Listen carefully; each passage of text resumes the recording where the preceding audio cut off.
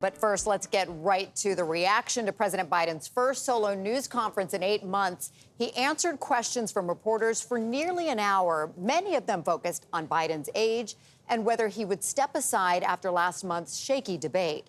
Meanwhile, the list of Democratic lawmakers who say the president should step aside has now grown to 17. That list keeps growing, and these are just those who are willing to go public with their concerns.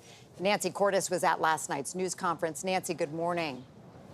Good morning, Natalie. The president took questions from 11 reporters, and he cast his age as an asset, arguing that it has given him the experience and wisdom to get things done.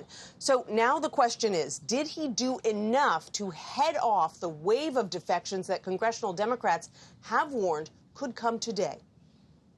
I think I'm the most qualified person to run for president.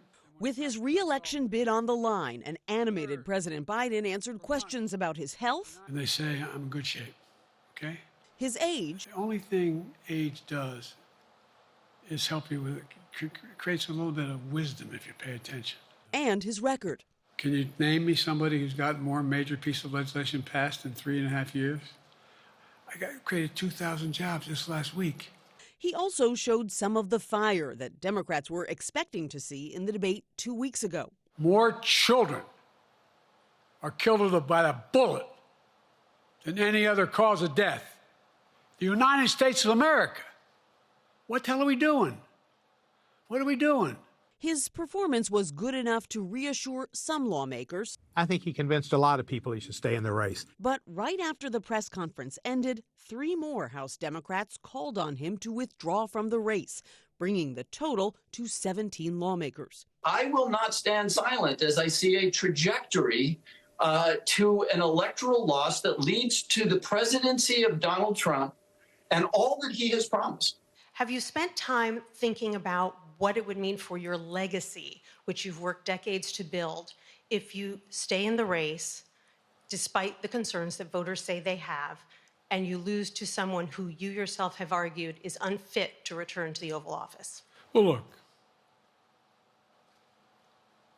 I'm not in this for my legacy.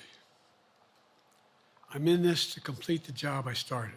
And while he said the other day that only the Lord Almighty could get him to leave the race, last night he did say there's one other thing that might sway him. Unless they came back and said, there's no way you can win. Me. No one's saying that. No poll says that. Biden's night was marred by a couple of missteps. Right at the start of the press conference, he transposed the names of his opponent and his running mate. I wouldn't have picked Vice President Trump to be vice president, but I think she was not qualified to be president. He made a similar mistake a couple of hours earlier when introducing Ukrainian President Volodymyr Zelensky. Ladies and gentlemen, President Putin.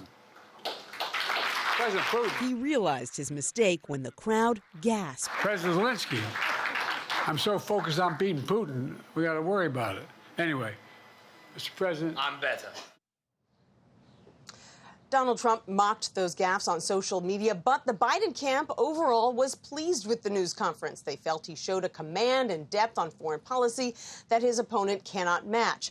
Now, the president said last night he knows he needs to do more to reassure Democrats that he can do this. He's hitting the campaign trail today in Michigan to try to prove that. Tony?